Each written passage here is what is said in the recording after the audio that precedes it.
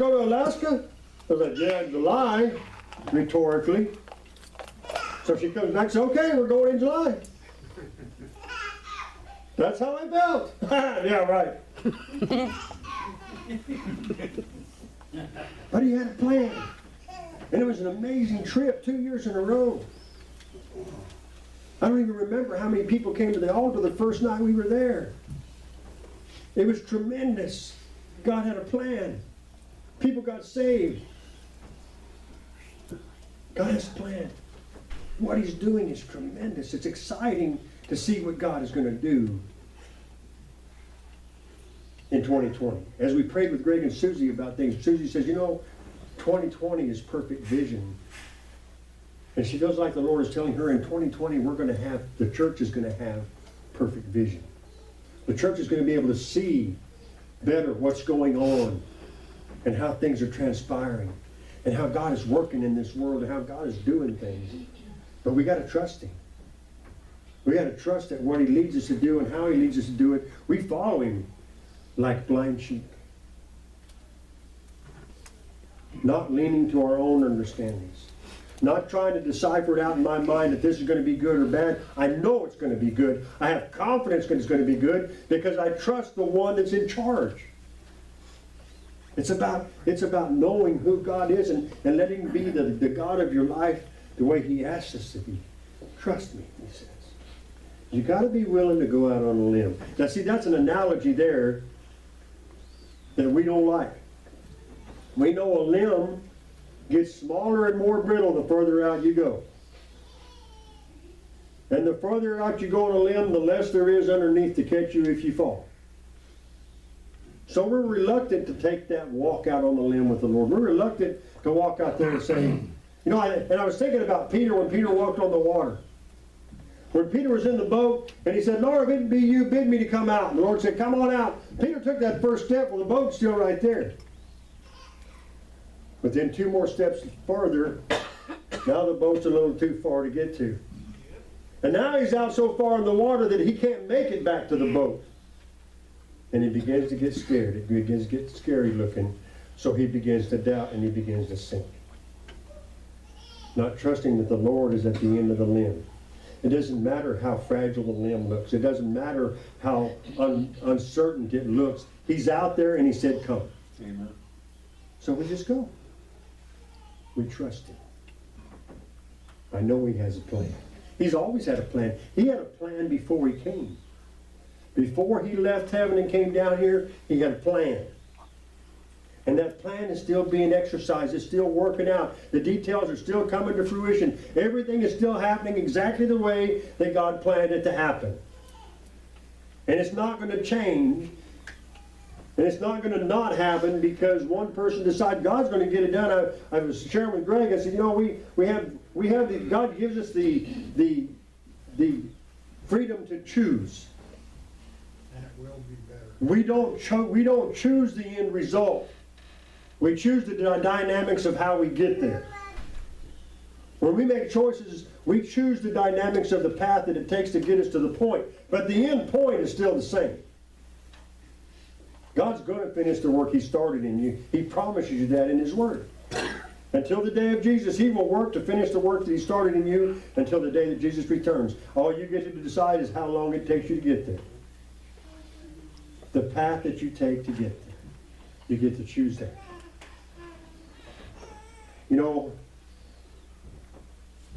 One of the worst things that we have that kind of derails us the most is perception. Perception isn't even something that's really real. We create it in ourselves. My mother used to tell me I had the wildest imagination of any kid she ever seen. I could imagine things that couldn't even become real. But I could have it real in my mind. Our perception of how things are going and how things are going to go is usually always wrong. Not very often do we look at something and perceive the end, and the end turned out to be, that's exactly how I knew it was going to happen. The only time I've ever been able to say I knew that was going to happen that way is when I trusted God and it turned out good. Then I can say I knew it was going to turn out good because I trusted God in it. There's an amazing amazing part of our relationship with the Lord that we can learn to walk in, and that's trusting Him. As we learn to trust Him and realize that what's happening is out of my control, and at very best I can accept it and enjoy the peace. See, He said, I came that they would have life and they would have it more abundantly. I gave my whole life so that they would have life. The shepherd came, and everything that He does in your life is for your benefit. Everything. And people would say, "Wow, Pastor, that can't be right. I argued with God for a long time why my brother had to die in a car wreck at the age of 27 years old." God has never given me an explanation. He doesn't have to. But He did tell me it's for your own benefit. You couldn't have handled it any other way. That puts the burden back on me to trust Him. Someday I'll know, and it doesn't matter if I do or I don't. It's not important if I know the details of everything that happened in my life. All I know is that everything happened in my life was for my benefit. He did it to benefit me. Just like the shepherd takes care of the sheep. Every sheep is different. Every sheep requires something different in a different way. But the shepherd knows his sheep. And He takes care of them. And everything He does is for their benefit. Everything Jesus does in your life is for your benefit. You'll grow from it. You'll learn from it. You'll get through it if you're trusting Him in it. You got to trust Him. We have to believe that He is the God that He says He is. We have to know in our heart of hearts, trust Him with all your heart and lean not to your own understanding. In all your ways, acknowledge Him. And He'll direct your path. He'll put you right where you need to be. See, there's a part that we got to do. We got to trust Him. May come to a place in our life that we say, I want to know and I want to recognize that God is right there with me all the time. When I'm having a good day or I'm at the Thirsty Donkey fighting with some other gal, that God is there with me.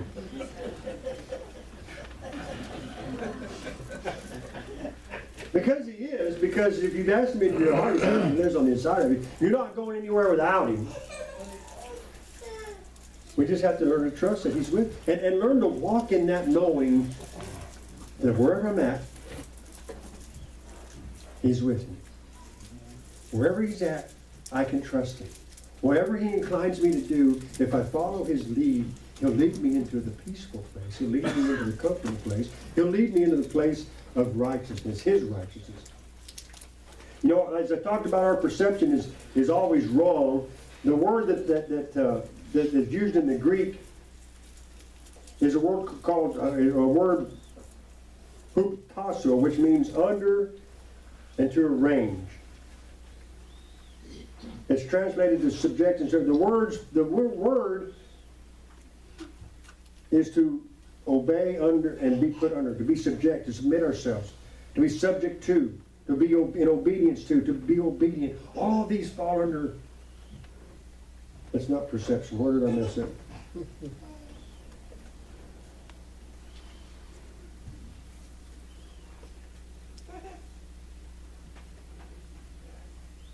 When we count on our perception, it's flawed. When we count on the way we understand, it misleads us. When we count on the way we see things is when we allow the enemy an opportunity to deceive us.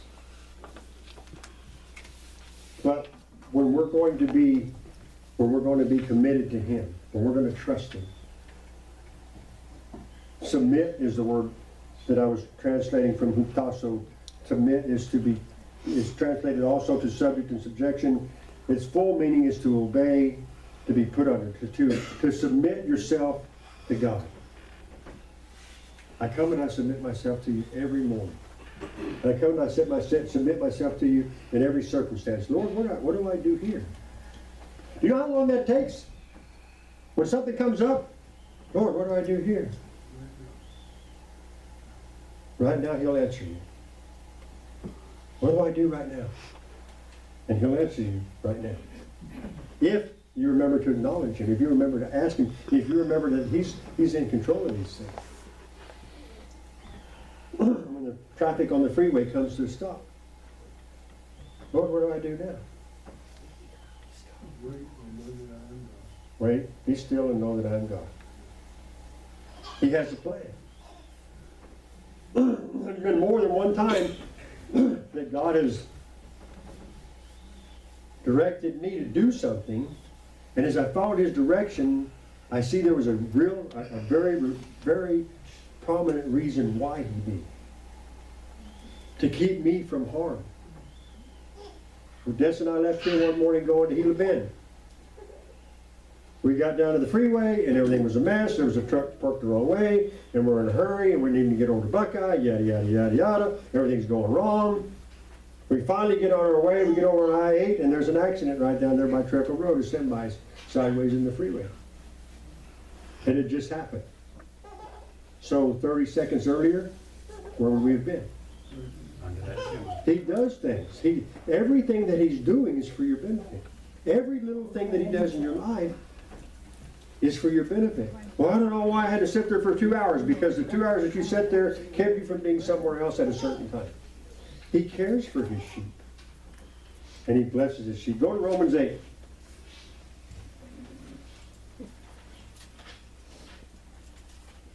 In verse 28.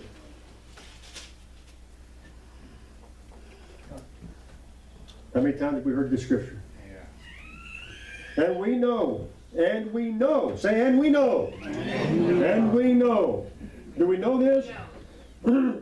All things work together to good for them that love the Lord and are called according to His purpose. And we know that everything happens in my life because He has a reason for it. Because He has a purpose. Because He's using us to accomplish His goal, and it's such a great thing. It's such an amazing thing to know that God is using you in the purpose that He created you for. There's not a better peace in life. There's not a better feeling than to know that God is using you for the purpose that He created you for, that His purpose would be accomplished. That's why we're here. That's the whole purpose for us getting up in the morning, is to be where God would have us to be, that He would accomplish the purpose that He has in our life, so that His purpose would be fulfilled in our life. That's why He gave us life. That's why we wake up in the morning. That's why we take every breath that we take, to be available and to do the work that He has set for us to do. That He would be glorified in everything that we do. He would be given the control. He would be the one that we trust. He's God of our life. Well, we're like sheep. We're like the sheep. And it's a perfect analogy that God used of mankind, is to be like that sheep. The minute you hear them clippers come on, we head for the back pasture. We want to be the last one sheared. Get all them other sheep first. Or after you get all them, then you can get, there's nobody left me, I guess I got to go. Well, we should be running up to the clippers, should be running up and jumping up on the shearing stand, say, get this load off of me, Lord. Shear this wool off. Make my life comfortable. Make it cool. Make it clean. That's what He wants to do. He wants to lighten the load. He wants to take away the burdens. So the next time you feel like the Lord is telling you to do something, run at the opportunity. Praise Him for that opportunity and run at it. Take me first, Lord. Pick me first. Let me be your servant. Let me be the one that honors you and respects your decisions and follows your lead, that I can have the peace that you came that I would have, and experience the life that you gave for me to experience. Let me be ready, willing, able to do as you would have me to do. In every circumstance and in every situation. Not leaning to my own understandings. Always listening to the voice of God. When Jenny told me he got up at 2 o'clock this morning, I knew who was talking to me. Because that's what time he was talking to me. He does those things to let us know, yeah, He's still in charge. And He's still in control. And He's still working out His plan. And it's a perfect plan. It's perfect. There's no flaws in it. There's nothing wrong. It'll work out great. We can be joyful and grateful for all that He does. Because He does it for our benefit. We got a couple of songs we're going to close with. If y'all come on up here. God is good. All the time. All the time. And we know God is good. that all things work for the good of those. All things work for the good of those. Amen. Because God is good all the time. Oh, yeah. And we know that, right? We know that. So we get spooked and we get scared and then we feel like it ain't gonna turn out good. God's messing up this time. He's been pretty good up till now, and now he's messing up. I don't know what he's thinking.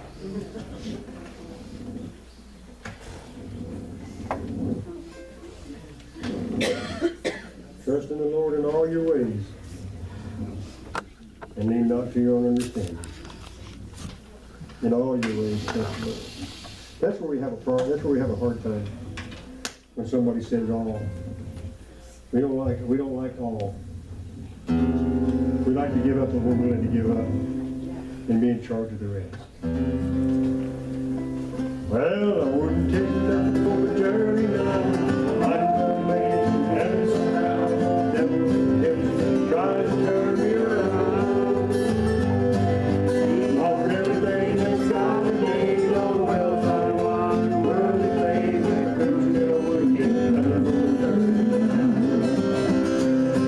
I started out traveling for the Lord many years ago. I had a lot of heartaches, had a lot of grief and woe. When I would humble down, thank the Lord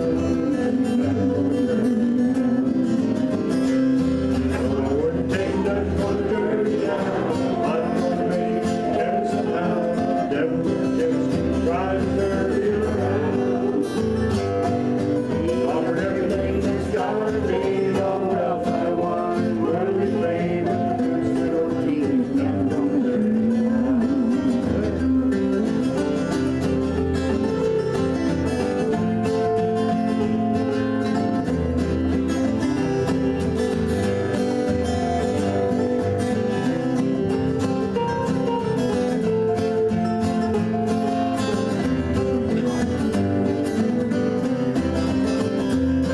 I wouldn't take nothing for the journey now. As a lamb, devil tries to turn me around. Offer everything that's got a name, all the wealth I want. Worldly fame, but the good still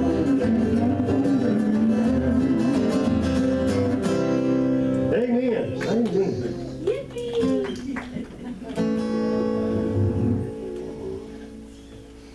But if you try it, you shall. Talk to Jesus, talk to him every day. He does know, he knows that you are coming. Heaven and if you go to church on Sunday, get out on your knees and pray.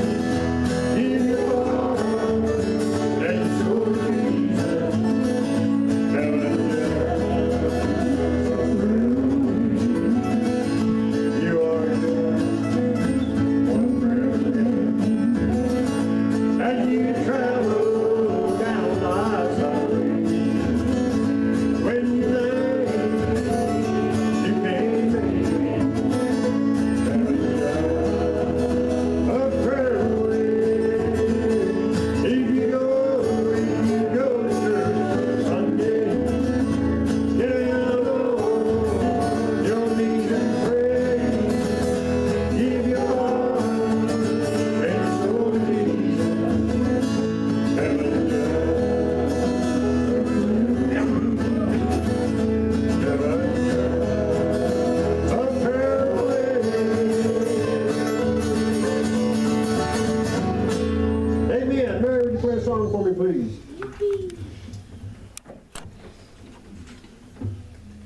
Heaven's just a prayer away. All that Jesus did the whole time that he was here was for you. Everything that Jesus does today, he does for you. The things that happen in your life, the places that you go, the people that you meet, the things that transpire are done for your benefit. They're done that your life would grow